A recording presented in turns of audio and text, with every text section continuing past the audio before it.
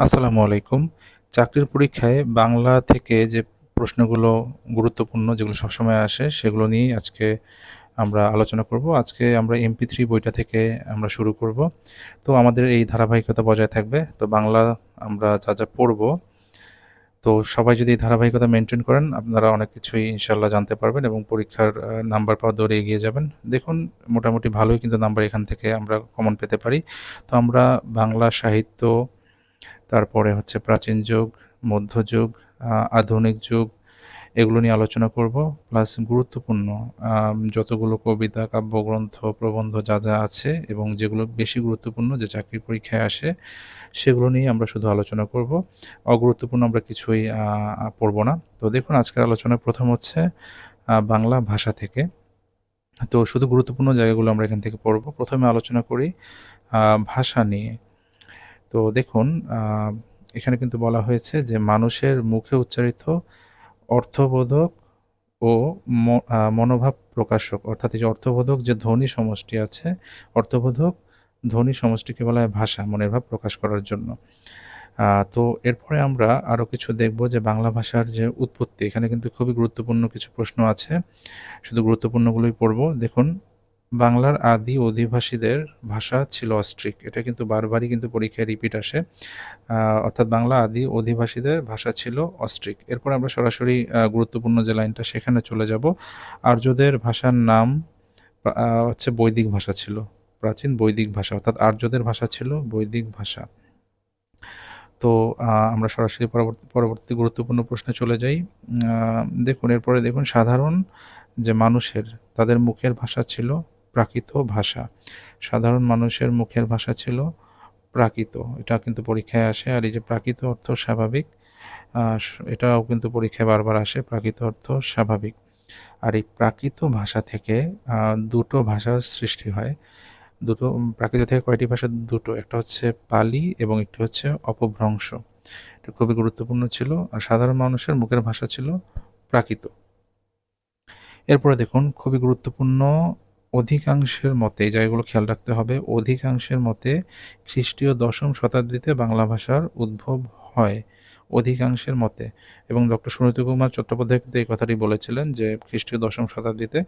তবে ডক্টর মোহাম্মদ শহীদুল্লাহর মতে খ্রিস্টীয় ৭ম শতাব্দীতে বাংলা ভাষার উদ্ভব হয়। অর্থাৎ অধিকাংশের মতে ১০ম শতাব্দীতে, আর যদি বলে ডক্টর মোহাম্মদ শহীদুল্লাহর মতে তাহলে ৭ম। এরপরে দেখুন ১০ম থেকে যে চতুর্দশ শতাব্দী আছে এটাকে বলা হয় বাংলা ভাষার আদি স্তরের স্থিতিকাল। ১০ম থেকে চতুর্দশ কিন্তু পরীক্ষায় বারবার আসে। ১০ম থেকে চতুর্দশ এটা হচ্ছে আদি স্তরের স্থিতিকাল। বর্তমানে প্রায় ৩,৫০০-এর ৩,৫০০ ভাষা রয়েছে। তো এরপরে আমরা দেখুন বাংলাদেশ ছাড়াও কিন্তু পশ্চিমবঙ্গ, ত্রিপুরা, বিহার, উড়িষ্যা, আসাম এই অঞ্চলগুলোর মানুষের মুখের ভাষা কিন্তু বাংলা। এটা কিন্তু আসে। বর্তমান পৃথিবীতে ২৪ কোটি লোকের মুখের ভাষা বাংলা। আর বাংলা ভাষার স্থান জগতে হচ্ছে আপনার ৬ষ্ঠ। অর্থাৎ ভাষার জগতে বাংলার স্থান হচ্ছে ৬ষ্ঠ, খুবই গুরুত্বপূর্ণ। দেখুন বাংলা ভাষা উদ্ভবের ইতিহাস আমরা যদি দেখি যে ডক্টর মোহাম্মদ শহীদুল্লাহর মতে, ডক্টর মোহাম্মদ শহীদুল্লাহর মতে আমরা জানি যে গৌড়ীয় প্রাকৃত থেকে, অর্থাৎ এই গৌড়ীয় প্রাকৃত থেকে কিন্তু এই বাংলা ভাষার উদ্ভব হয়েছে ডক্টর মোহাম্মদ শহীদুল্লাহর মতে। এখন গুরুত্বপূর্ণ কিছু প্রশ্ন। দেখুন বাংলা ভাষার উদ্ভব ঘটে কোন সময় থেকে? এখানে ডক্টর মোহাম্মদ শহীদুল্লাহ বলেছেন খ্রিস্টীয় ৭ম শতাব্দীতে। এটা ভালোভাবে মনে রাখতে হবে। এবং অধিকাংশের মতে খ্রিস্টীয় ১০ম শতাব্দীতে। একটু আগে আমরা পড়লাম।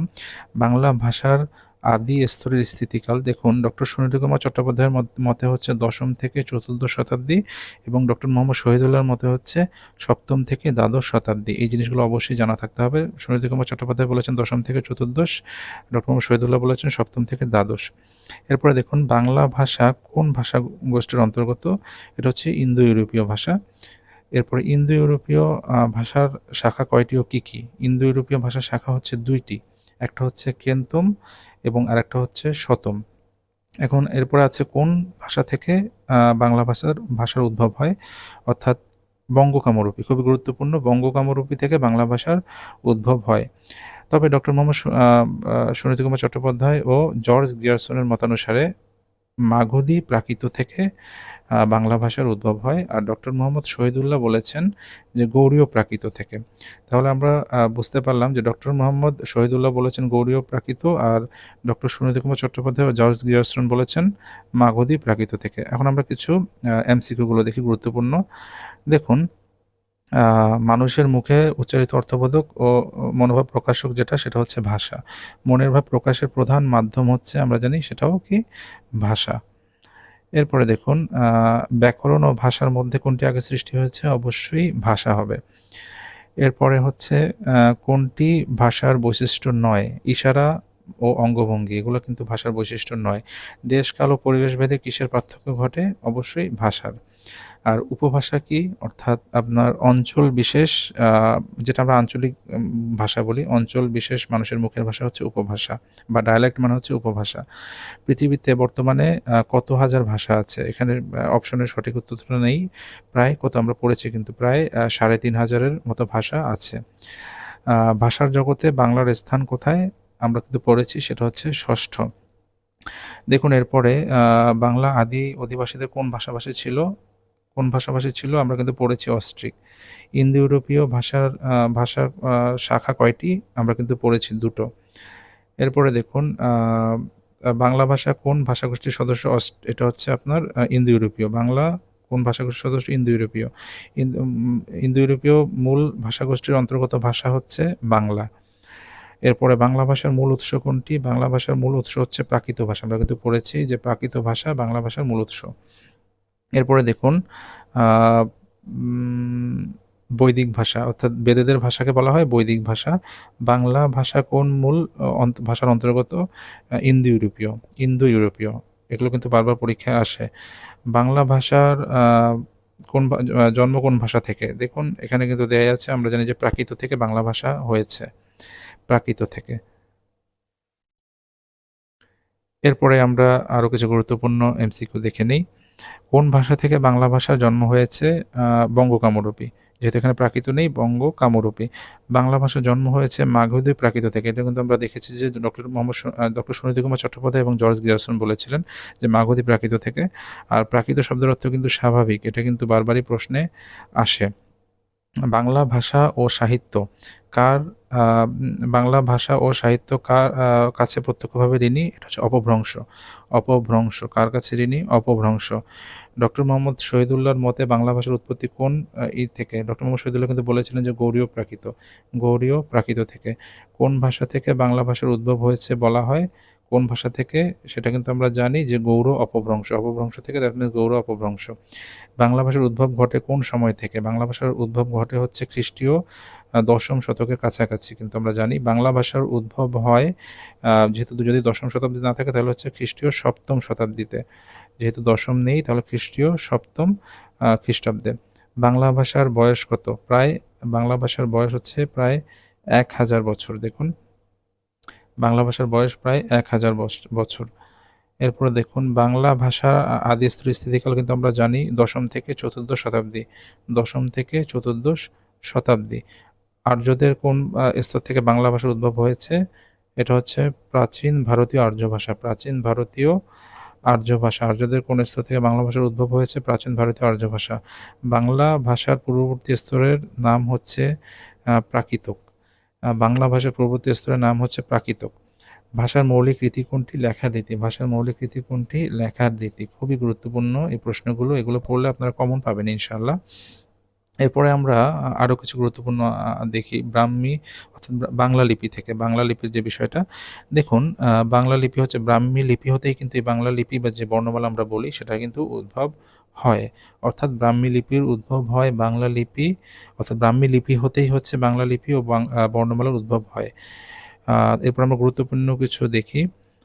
দেখুন, ৮ম শতাব্দীতে ব্রাহ্মী লিপি থেকে ৩টা জিনিস হয়, সেটা হচ্ছে পশ্চিমা লিপি, মধ্য ভারতীয় লিপি এবং পূর্ব লিপি। পূর্ব লিপি থেকে কিন্তু বাংলা লিপির জন্ম হয়। আরেকটা খুবই গুরুত্বপূর্ণ, বারবার পরীক্ষায় আসে, সেন যুগে বাংলা লিপির গঠন কার্য শুরু হয়। তাহলে যদি বলে বাংলা লিপির গঠন কার্য কবে শুরু হয়, সেটা হচ্ছে সেন যুগে গঠন কার্য শুরু হয়, আর স্থায়িত্ব লাভ করে হচ্ছে পাঠান যুগে। আর পাঠান যুগে স্থায়িত্ব লাভ করে। তাহলে যদি বলে গঠন কার্য শুরু হয় হচ্ছে সেন যুগে আর স্থায়িত্ব লাভ করে পাঠান যুগে, এটা খুবই গুরুত্বপূর্ণ। এরপরে দেখুন 1800 খ্রিস্টাব্দে শ্রীরামপুর মিশন প্রেস স্থাপিত হয়। তাহলে শ্রীরামপুর মিশন প্রেস স্থাপিত হয় 1800 খ্রিস্টাব্দে। এরপরে গুরুত্বপূর্ণ দেখুন এখানে ভারতীয় লিপিমালা, একটা হচ্ছে ব্রাহ্মী লিপি, একটা হচ্ছে খরষ্টি লিপি। ব্রাহ্মী লিপি থেকে আবার তিনটা আমরা জানি যে অংশ, পশ্চিমা লিপি, মধ্য ভারতীয় লিপি আর পূর্ব লিপি। এই পূর্বী লিপি থেকেই কিন্তু বাংলা লিপি ও বর্ণমালার উদ্ভব হয়েছে। আরেকটা গুরুত্বপূর্ণ হচ্ছে খরষ্টি লিপি কোন দিক থেকে লেখা হতো? ডান দিক থেকে। খরষ্টি লিপি ডান দিক থেকে লেখা হতো। সেন আমলে বাংলা লিপির স্থায়ী রূপ তৈরি করে অক্ষর গঠনের কাজ শুরু হয়। তাহলে অক্ষর গঠনের কাজ শুরু হয় সেন আমলে, আর স্থায়িত্ব লাভ করে পাঠান আমলে। দেখুন আমরা কয়েকটা গুরুত্বপূর্ণ প্রশ্ন পড়ি। ভারতীয় মৌলিক লিপি হচ্ছে ব্রাহ্মী লিপি। ভারতীয় মৌলিক লিপি কোনটি? ব্রাহ্মী লিপি। বাংলা লিপির উৎস হচ্ছে বাংলা লিপির উৎস কি? ব্রাহ্মী লিপি। এরপরে দেখুন কোন লিপি ডান দিক থেকে লেখা হতো? খরষ্টি লিপি। কোন শাসনামল থেকে বাংলা লিপির স্থায়ী রূপ লাভ করে? এটা হচ্ছে সেন আমলে, অর্থাৎ গঠন কার্য। দেখুন বলেছে যে কোন শাসনামলে বাংলা লিপির স্থায়ী রূপ তৈরি করে অক্ষর গঠনের কথাটা লেখা থাকলে সেটা সেন আমলে, আর যখন স্থায়ী লাভ করবে সেটা হচ্ছে পাঠান আমলে। মোটামুটি এগুলো গুরুত্বপূর্ণ। ছাপাখানা থেকে আমরা পরবর্তী ক্লাসে ইনশাল্লাহ পড়বো। তো এগুলো খুবই গুরুত্বপূর্ণ, এগুলো অবশ্যই আপনারা বারবার রিভিশন দিবেন।